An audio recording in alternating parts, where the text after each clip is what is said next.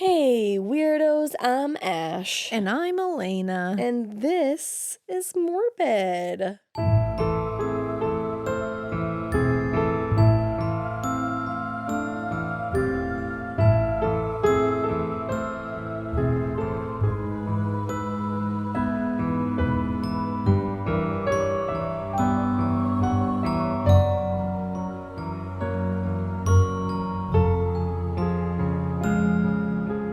Hello. Hello over there. How are you?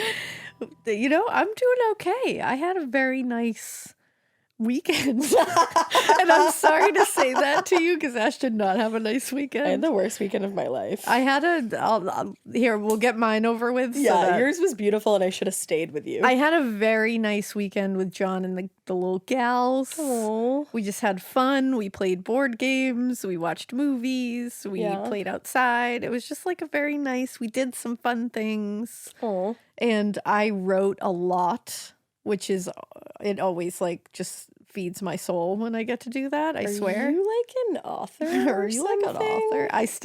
That's still wild. You are. Say. I know it's still wild. Best selling even. Oh my God. Oh my God. Oh my. Oh my God. Oh my gods. And I was also listening to an audiobook that was really good whenever I could. Oh, what were you listening to? It is, it's one that I've already read the hardcover of, but I'm just revisiting.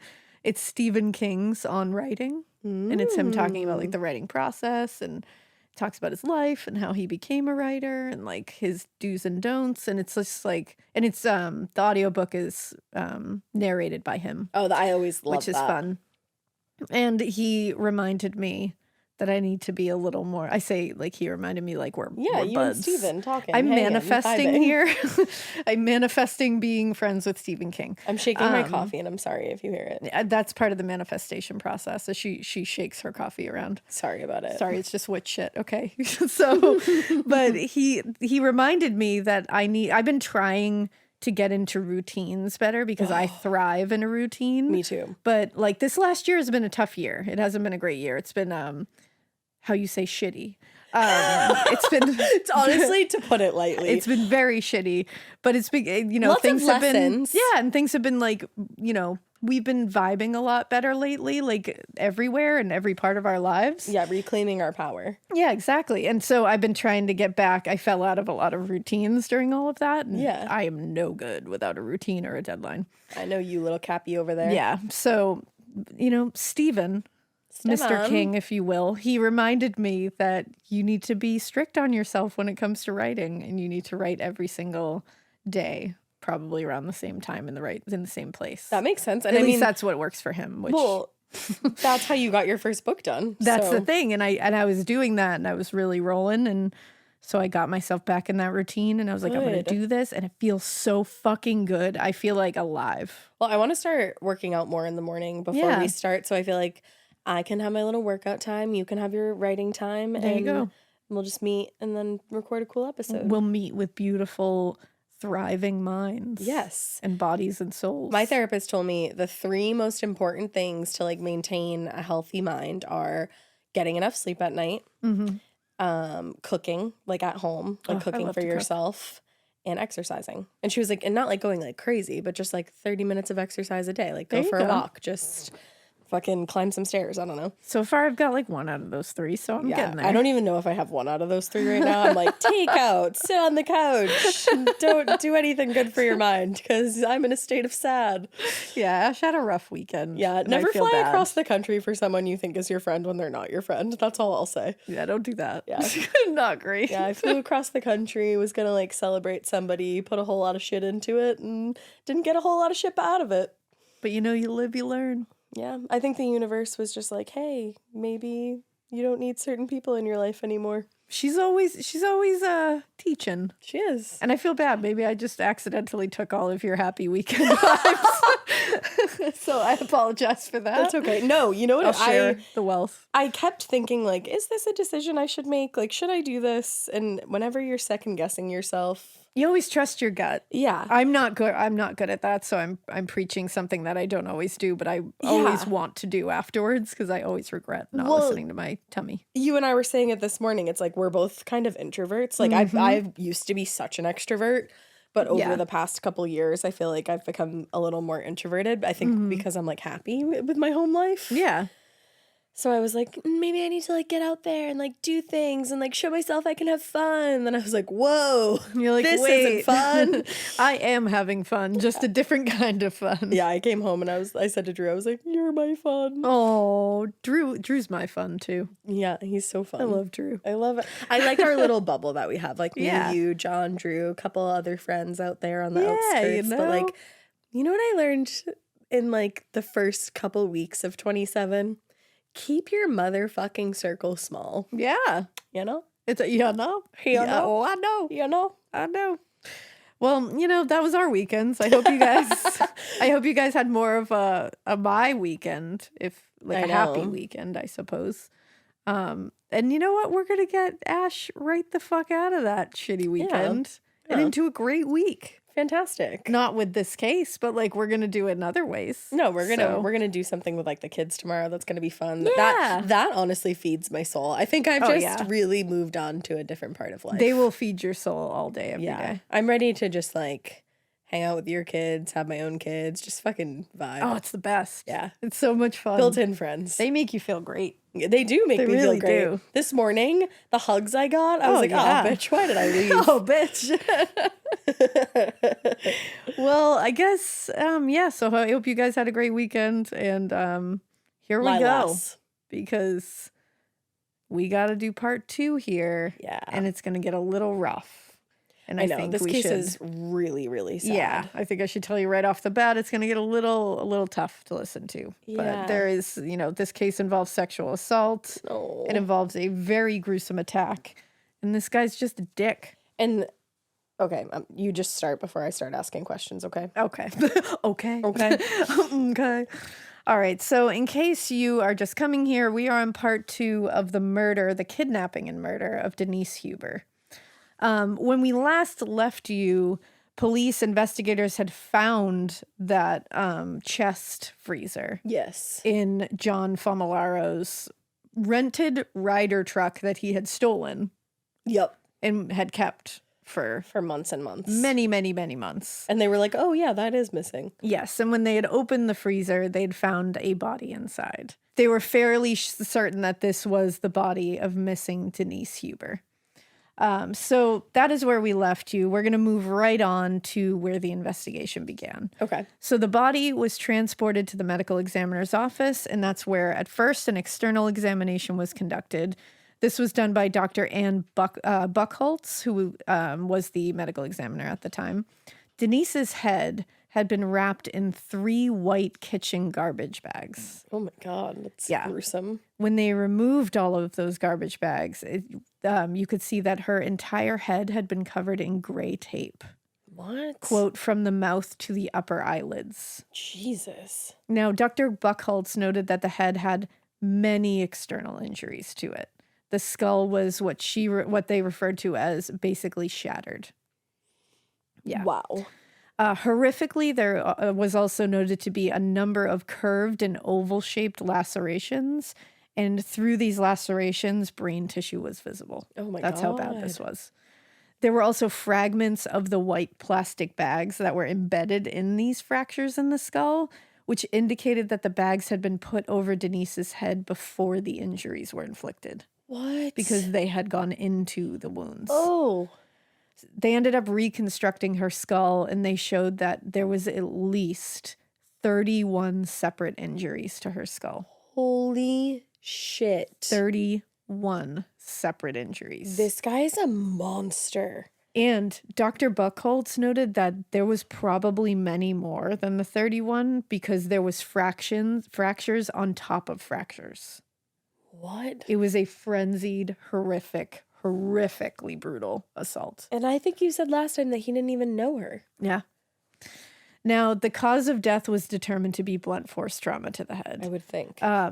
There would have been a lot of bleeding when this happened. And the thing is, outside of this, there didn't appear to be a lot of evidence of trauma anywhere else on the body. Okay. It seemed like it was very focused on her head, which is horrifying. At first, there didn't seem to be evidence of sexual assault, and they were hoping that there wasn't. What they said was, although Dr. Buchholz stated that a sexual assault can occur without trauma to the vaginal region, they didn't see any initially. So they had to allow Denise's body to basically thaw out before they could do all the tests they needed to. Because remember, she's been frozen for years at this point. So when that time came, they did do additional swabs they took. And when they came back, and this is really graphic, I'm sorry, the anal swabs were positive for the presence of some degraded semen. Oh, my. So she was raped. Yeah. Now, the medical examiner also took prints from the body and they submitted them for processing. They came back 2 days later indicating that the body was that of missing Newport Beach woman Denise Huber. So it was officially confirmed. Right. They were pretty sure right off the bat, but the discovery came back as so heartbreaking and shocking for Denise's family, her friends. Lone Huber, her mother, told reporters, "It's not the answer we wanted, but at least we got it." Mm-hmm. Because remember, they've been going through years of this, of nothing, of absolutely nothing, no leads. They didn't even get a chance to run down anything and hit a brick wall. They had nothing. It was just brick wall after brick wall right off the bat. Right, just like random tips coming in that were going nowhere. Yeah, so obviously this is not what they want to hear. This is not the outcome they're looking for. Of course, you're always hoping your daughter or son or child is going to be found alive, but they were trying to prepare themselves for the worst, and at least now they know. Mm-hmm. At least now they know that she is not out there still waiting to be found. And she can be laid to rest. Yeah. Now, Costa Mesa detectives were also very, very dismayed by this news. Sergeant Jerry Holloway said, "This may be the end to one of this department's biggest frustrations ever." I would think. Because again, it's not like this was one of those things where they just had lead after lead and they didn't pan out. No. They got nothing. So this is, for it to end this way, is like a slap in the face. Mm-hmm. Like it really is. It's just like all of it came crashing down at once. The discovery of Denise's body may have brought the search to a very, very tragic conclusion, but it did open up a whole new part of the case because everyone involved wanted to know, who the fuck is this guy?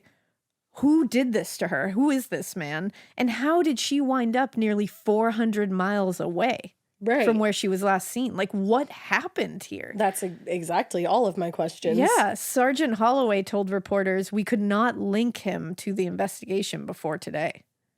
That's like so strange to me. And investigators in Arizona luckily obtained a search warrant, and they'd begun digging through Farmalaro's house in Dewey, which had belonged to his father until his death. Okay. So the search of his home was pretty tough and pretty intense because it was covered in trash and clutter. Ew. By the time they were done, they had collected over 100,000 items from the home. What the fuck? Yep. And many of them were crucial to the investigation. Like in the garage, they discovered 2 boxes labeled Christmas. In those boxes, they found several black garbage bags, like the one Denise's body had been wrapped in. Several of Denise's belongings, personal belongings, were in boxes labeled Christmas. Her wallet, her checkbook, her car keys, her purse, her lipstick, her ID, everything she had on her. Several of the items appeared to be bloodstained as well. Sure.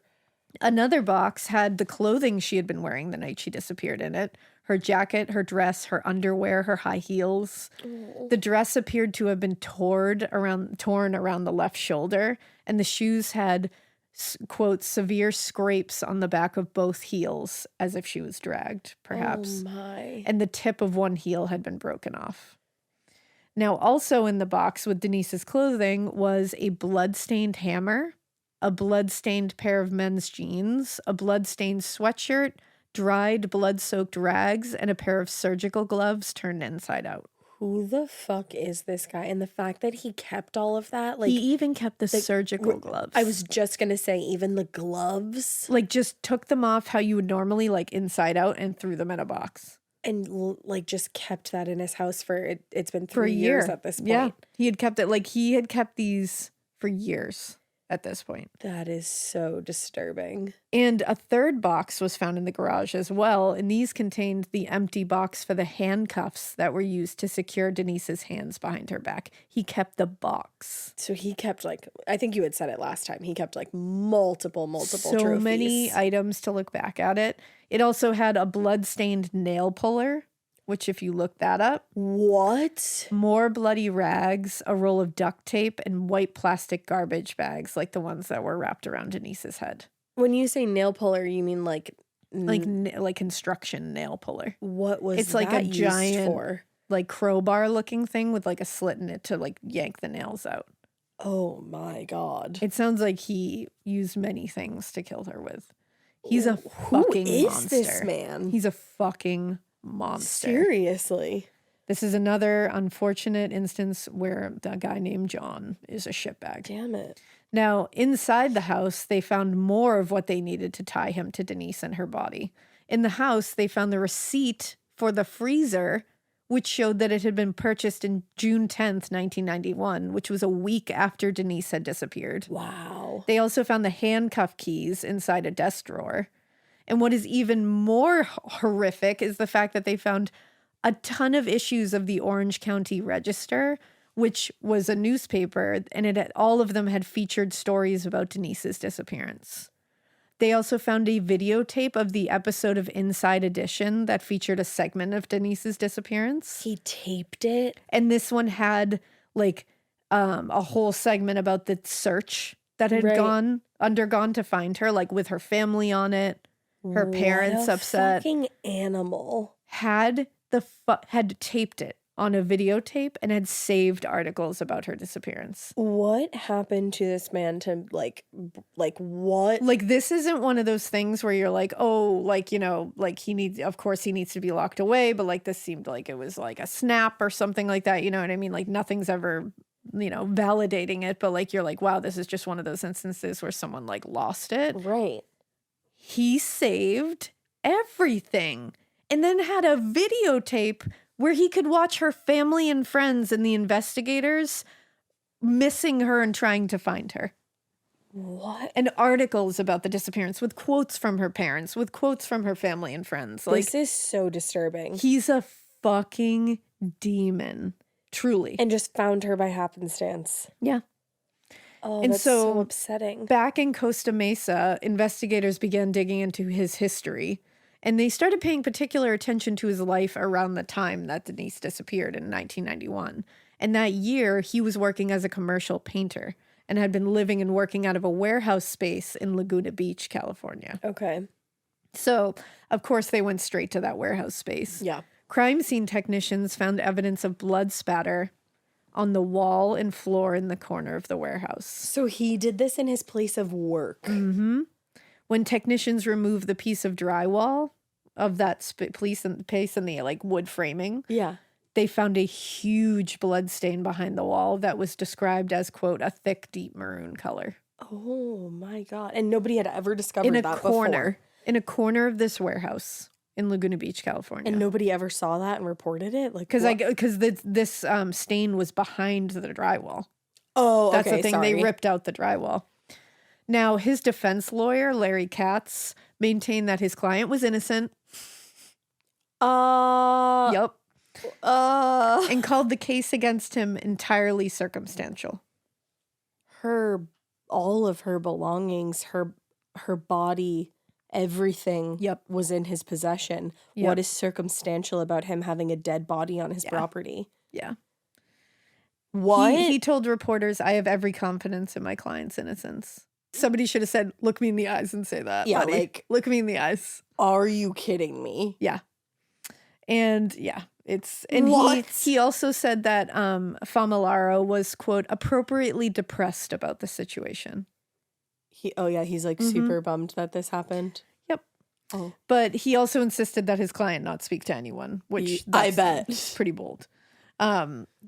I'm shocked by that. Like, just hearing this man be like, and I understand that's his job. I get it. But it is shocking to hear all of that evidence. She was found there. On his property. the receipt for the freezer that she was found in was found there. Well, The box for the handcuffs that are on her body currently when they found her is in his house. And I'm sorry, but like, all what of is her belongings. circumstantial about like That's why his I'm like, semen being found in her body? Did he look up the definition of circumstantial? Don't like, you I'm a little think confused. that with a case like as gnarly, like the way that she was found, wouldn't you go for like insanity at the very least? Truly. Rather than circumstantial. But I think honestly you couldn't go for insanity because it would be hard because of that taped Inside Edition thing, all the newspapers, like that shows that he didn't find what he did wrong. He liked it. He sat there and watched her family cry about it. Oh my God. On a videotape. But I'm like, circumstantial is not the way to go, truly, my guy. Truly. Like, there's no way to go here. No. Now, I suppose we have to tell you about John Famolaro. Well, I just want to know what the fuck he is. Yeah. So he was born June 10th, 1957 in Long Island, New York. So he bought the freezer on his birthday. Mm-hmm. What the fuck? It gets more and more horrifying the more you go into it. Yeah. What?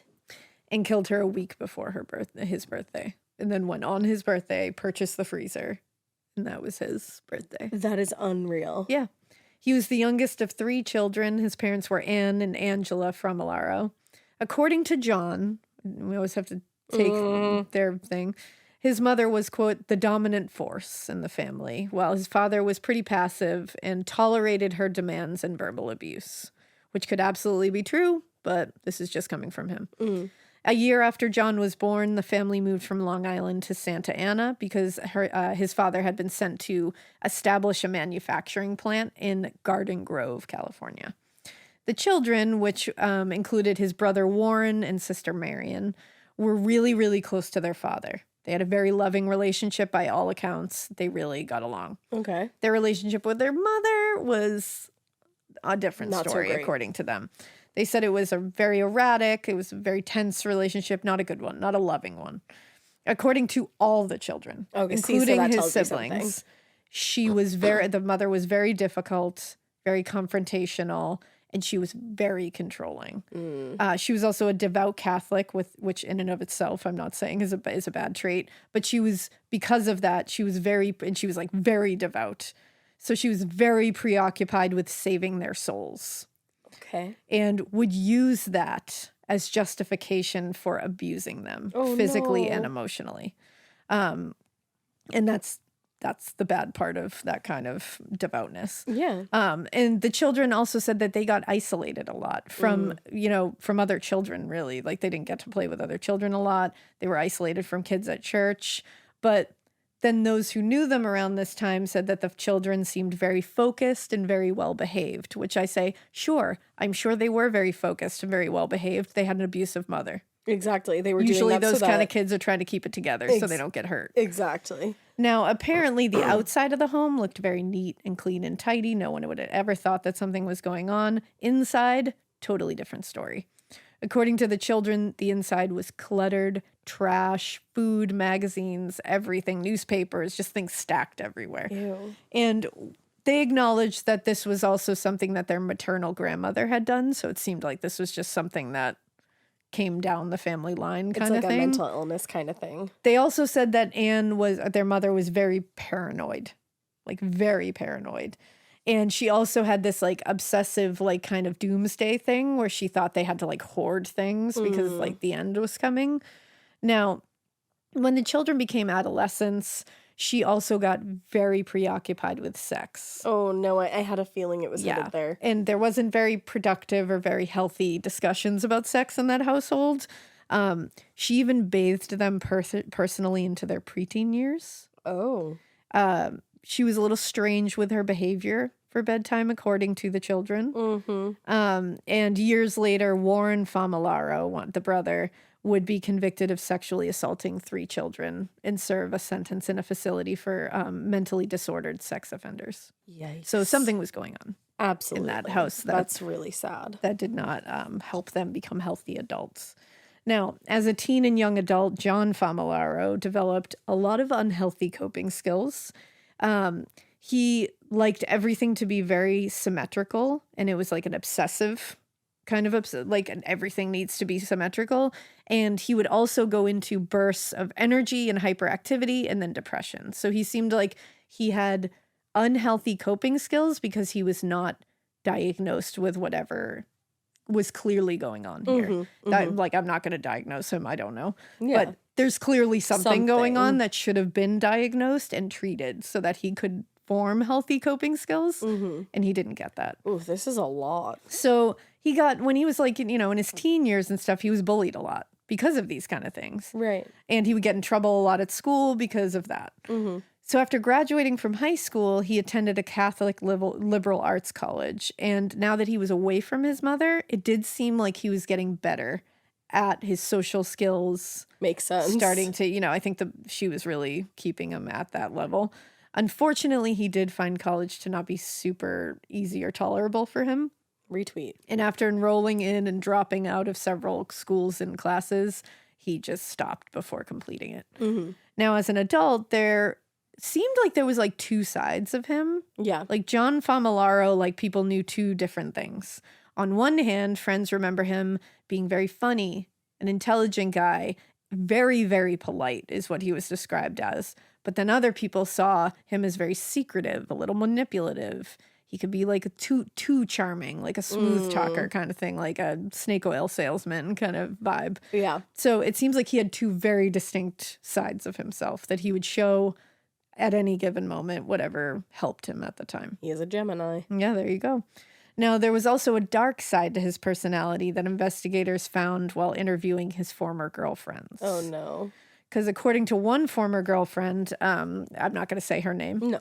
She and John had taken a trip to New York City in 1987, and they were like play fighting one morning, like as couples do, like just woo, Yeah. But then John took it like too far, and he stripped her of her clothes and handcuffed her to a window in the hotel room. Then left her there for several hours alone, handcuffed. When he came back later, he was laughing, being like, this is hilarious. Like, thought this was a funny game. And she was like clearly terrified and traumatized. That is so insane. I guess after they left this trip and went back to California, they immediately broke up. She was like, bye. Yeah. They did reconcile in 1991, which is the year that Denise went missing. But they didn't reconcile as a couple. They just like talked it out. Yeah. And they remained friends after he moved to Arizona in 1992. Okay. But court records indicate that John also took photographs of her during this whole thing. She said she doesn't remember this at all because she was so traumatized that I think she just blocked it out. Yeah, like PTSD. But in another incident that occurred in March of 1989, John was dating another woman. And according to court records, she stopped by his house one afternoon just to visit. And she tried to leave his house once the visit was over. And John, quote, pushed her onto the bed, causing her back, shoulder, and head to hit a bookcase. Once she was down, he forced her hands above her head and handcuffed her to the bed frame.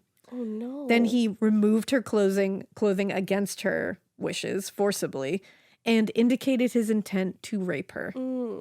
It was only after she had started screaming as loud as she could and saying that she was going to report him that he released the handcuffs and let her leave. But when she left, he called her a bitch and said, "You're the one that brought this on." Oh, yeah, because that's how that works. Yeah, so he's a fucking foul beast. He is an animal. Apparently, later when they had talked about this, because they broke up, but they had talked about it, and I guess he'd said to her that she just obviously didn't know mature sex games.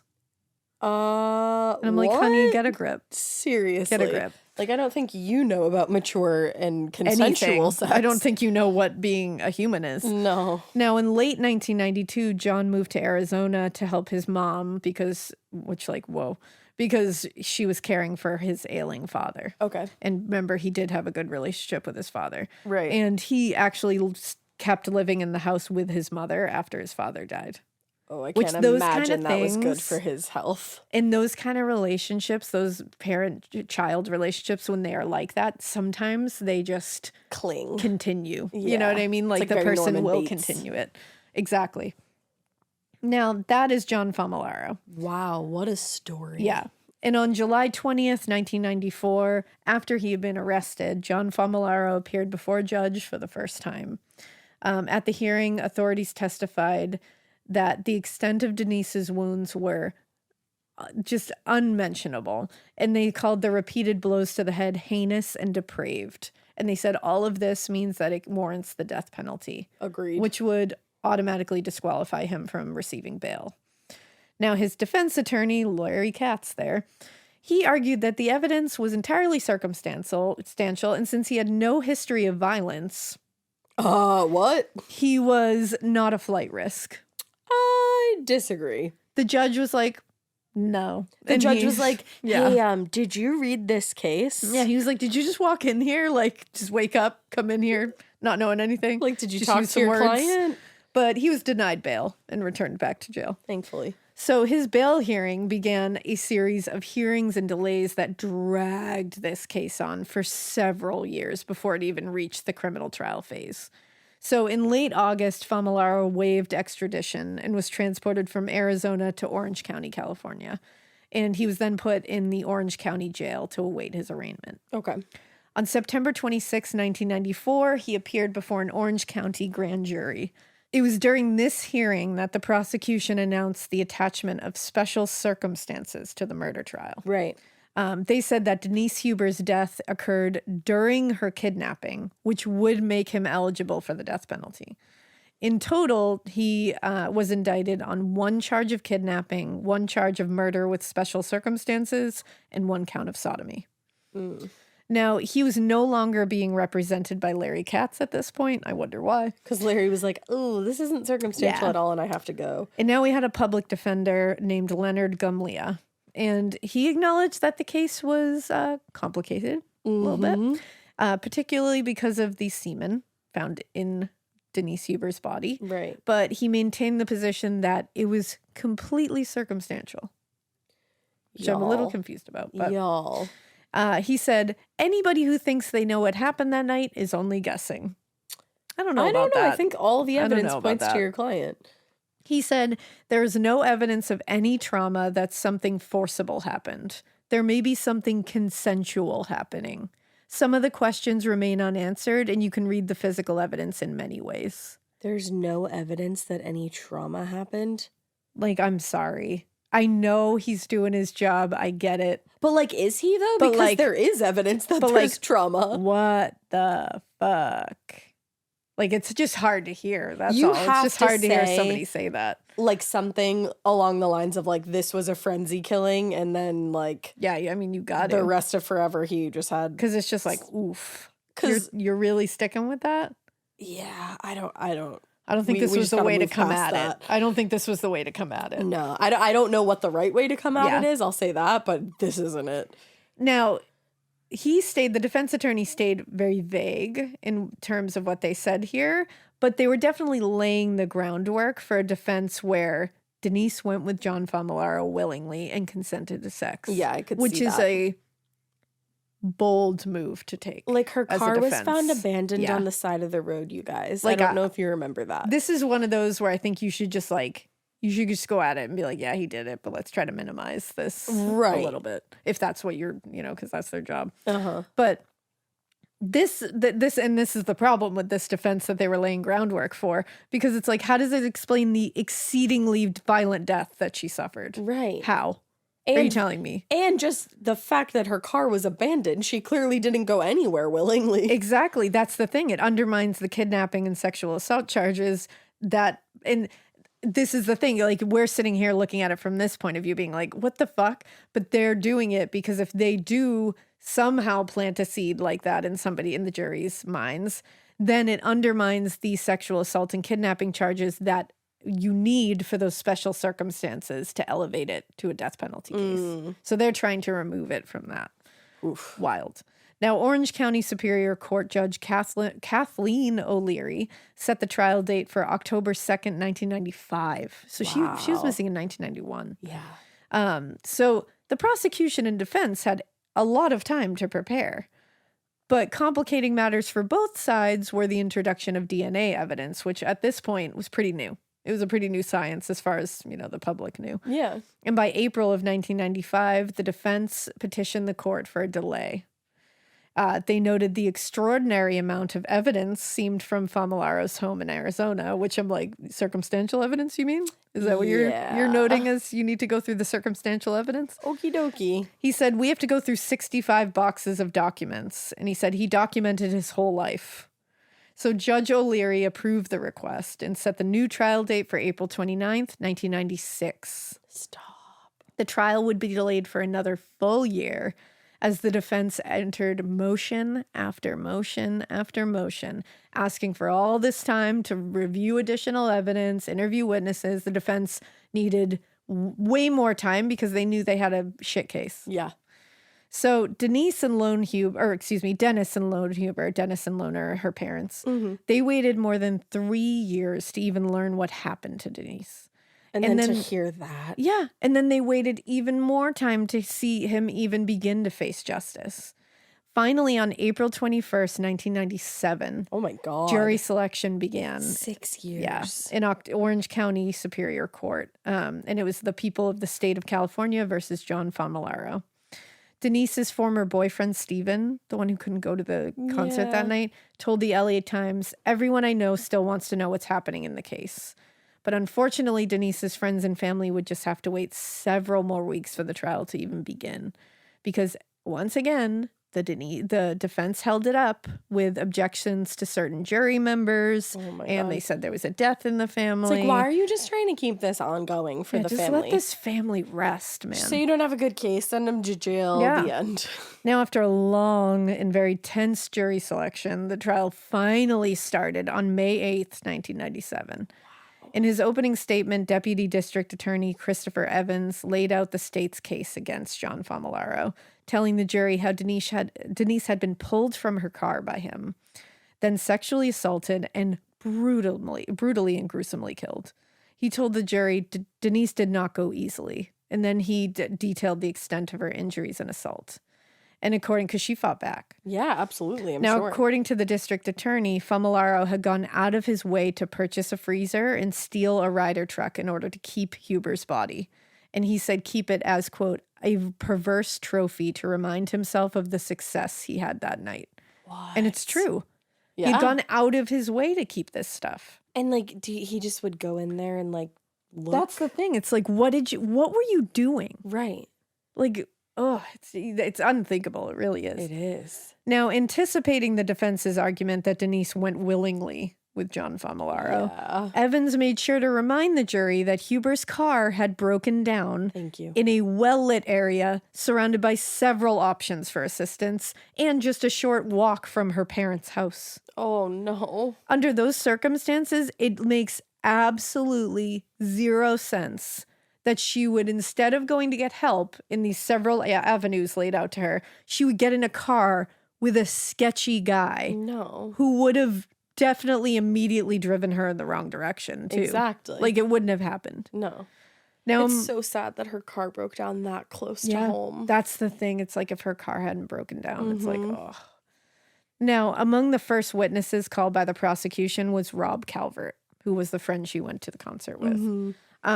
He testified the events of the evening, and he included the fact that they definitely had several drinks over the course of the evening, but he was like, it wasn't a big deal. Yeah. Under cross-examination, Leonard Gumlia, the defense attorney, honed in on that fact, but it definitely backfired on him because following his cross-examination of Calvert, he had to make it clear that he didn't mean to imply, quote, that Huber was drunk, but to suggest that she had drunk enough to not want to summon help from authorities and to take a little more risk than you might otherwise do in that situation. Oh, so victim blaming.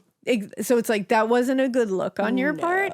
And it's like, oh, okay, so she's not allowed, a grown woman of age is not allowed to drink at a concert. Right. And if she does so, then she does, what do you think happened? Of course, she was going to get brutally assaulted and murdered and kidnapped. No, isn't not it a good interesting look. how these things don't really get brought up unless it's like a female victim? Exactly. Are you going to do that with a guy if this was the other way around? Right. No. The defense's line of questioning was definitely aimed at supporting their ultimate defense, which was she went willingly. And they hadn't presented that to the jury yet because they were trying to lead up to it and kind of lay groundwork to get that in the jury, to get the jury thinking they came up with it kind of thing. So they thought they were doing that, but it kept backfiring. I was going to say, this is a hot mess on their side. Yeah, it just kept making them look shitty, to be honest. And they had no proof of it. Right. Now, how do you even prove that? No. And again, it doesn't make sense that she would go willingly with some strange guy. And it's not like John Famolaro looked like a wholesome guy that you wanted to get in the car with. Like, he just didn't. Really? So the prosecution rested its case on May 14th, and the defense requested that the judge drop the kidnapping charge. What? They said, quote, I understand that she ended up in a place she didn't want to be and ended up in a condition she didn't want to be in. Dead, you mean? Killed? But there's no evidence that she got there forcefully. I'm sorry, Did you see her shoes? Yeah. There were drag marks. Oh, thank you. Because the prosecution strongly objected. They argued that they believed Denise was blindfolded, which they said had a ton of implication. And Judge John Ryan agreed with Evans, saying there are too many reasonable inferences to show kidnapping. And they were trying to argue that those scuff marks came from something else. They weren't from being dragged. Are you kidding me? Yeah. Her heel literally broke. Yeah. On May 19th, the defense tried to change the tactic now. Y'all. And the defense didn't deny that Famolaro had killed Denise Huber. Instead, they were arguing that because she was a little intoxicated, she made a poor decision to not seek help from authorities and got in the car with the stranger. So now they're trying to say, okay, she did get willingly in that car, but she was drunk. That's why. So now they're trying to track it a bit and saying, people if they're okay, drunk. Initially I was saying that she got in there willingly, like weren't mentioning the drunk thing, just she wanted to get in the car with him and consented to sex. Yep. And now they're saying, well, no, she's drunk. So she made a dumb decision. That's what now they're trying to be like, wow, what a dumb decision that was. And also, even if it was the case and it was like a silly choice, yeah, it shouldn't result in you getting murdered. And speaking on those scuffs and things to her shoes, right? The defense said that the shoes Denise was wearing that night had the scuffs on them. Yeah. Hadn't happened when she was dragged, as the prosecution was trying to when did they happen, wildly claim. They said it happened when Denise was, quote, walking up and down the freeway embankment where the car was found. Oh, she was dragging her heels. Right. That makes a lot of sense. Which I want to be like, okay, did anyone in that courtroom go, can you show me physically how you do that? Yeah, how would that happen? Just show me. Put on a pair of heels. Yeah. Show me how you scuff the back of your heels. Because that's the thing. Prove to me how that happens. So the jury deliberated for just 5 hours before returning a verdict of guilty on the charges of first-degree murder. Good. Also kidnapping. Yeah. And also sodomy. Yeah. Dennis Huber told reporters after the verdict, it's a step in justice. The man who did that is that much closer to meeting his justice, the death penalty. Good. So her parents wanted it. And although the verdict came as a relief to a lot of people, Deputy District Attorney Christopher Evans was quick to remind everyone, this is not a case of great law enforcement cracking a crime. It was a fluke. It fell into their hands. Yeah. He almost got away with it. It's true. And unfortunately, that is 100% true. Yeah. He almost got away with it. And he would have done this again. There's not a doubt in my personal mind. It was honestly because of Elaine and her husband that Elaine trusted her gut and wrote down the information. She was a bad bee. Without Elaine, this would have never been possibly. Caught. Yeah. He could have kept on living that way and other people could have fallen victim. Mm-hmm. So it's really upsetting when you think about it that this was a complete fluke. Absolutely. That he was found. It's also, I can't imagine being one of those ex-girlfriends and being like, how close you were? Seriously. Especially one of them, it was like a couple weeks before he murdered Denise. Like had he, like, I don't even want to say snapped because that's not what happened, but had he decided to open up that part of him that was clearly there. Oof. It's very upsetting. Jarring. Now, John Famolaro returned to court in late May for the sentencing phase. Over 2 weeks, friends and family got to testify on the impact of Denise's murder on their lives with him in the room. At times, I guess the jury and several members of the court were in tears. I bet. With all of these testimonials. It was a really emotional sentencing phase. You would think so. And the defense called several character witnesses to testify on Famolaro's behalf. including his mother, who told the court, trust her? Yeah, told the court that her son had truly, and she was actually right here. She said her son had truly never received the help he needed. Yeah. Which, yeah, 100%. After several more delays, Famularo finally came back into court on September 5th, 1997. Now remember, the sentencing phase was 2 weeks in May, and this was in September. Judge John Ryan sentenced him to death. He said, just imagine what was going through her mind. Yeah. And Judge Ryan said that the brutality of the crime was the reason that he was imposing the death penalty. He said nothing. He couldn't think of something that matched the brutality of this. I can't either.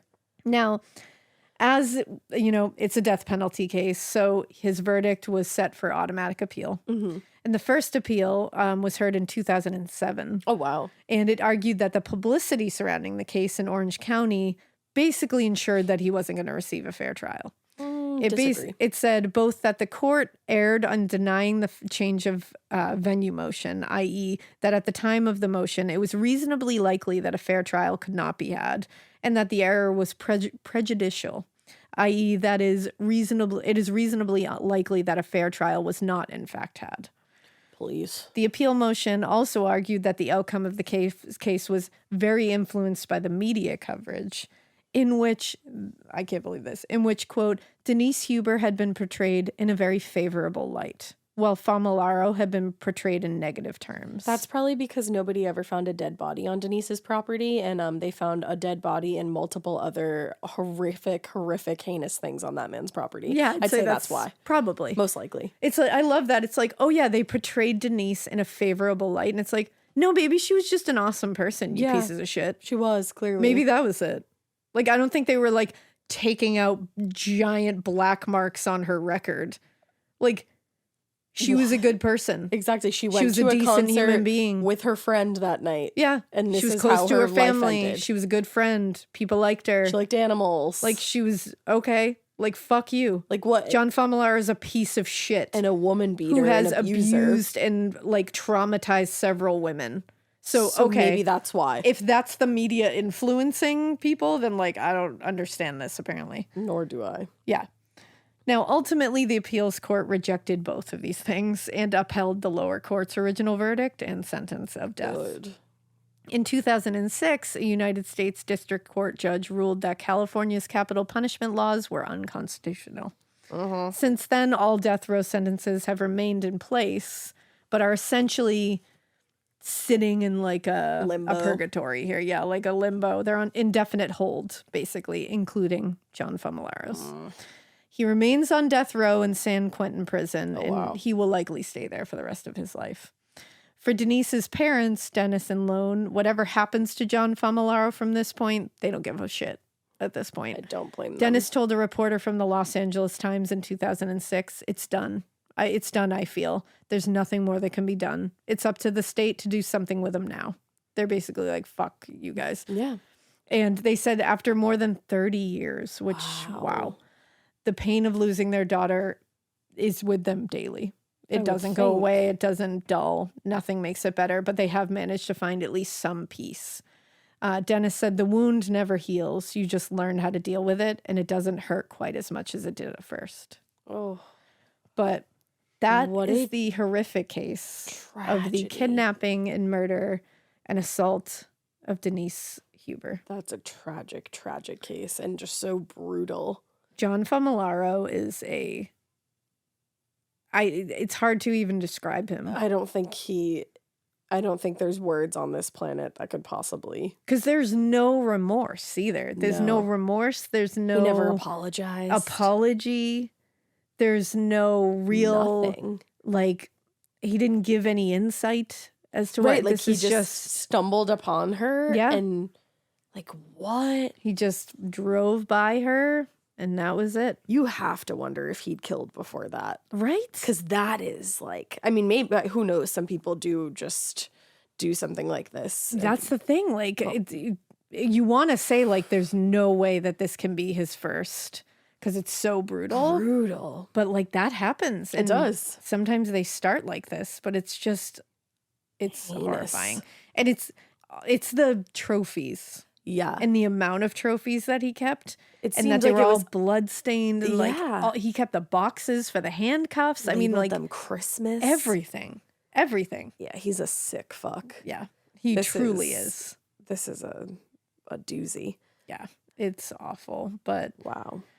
I mean, it sounds like at least her family was able to find peace in the closure of it, but obviously nothing takes away. And honestly, they had to sit in that courtroom and hear what happened. All of that. And look at this piece of shit that stole their daughter away. I know. I hope nothing but the best for them going forward. I know. They seem like very kind, very sweet. Yeah. Like a really good family. Like, I really hope that at least some good things happen to them after this that they could enjoy. Like, I don't know how you would ever be able to again, but because they have truly been through something gamut. that none of us can even fathom, conjure up in our head. At least here in this room. Yeah.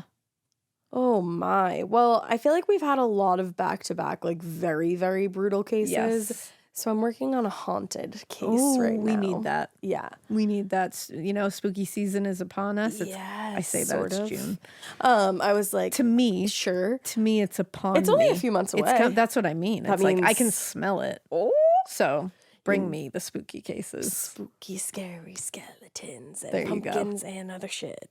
And other shit. That's the song. But yeah, my haunting has like some murder in it, which is like very tragic, but it's mostly spooky ooky. I like it. So hope you keep listening and hope you keep it weird. But not so weird that you don't tune in next week for something haunted and light. Bye. Bye.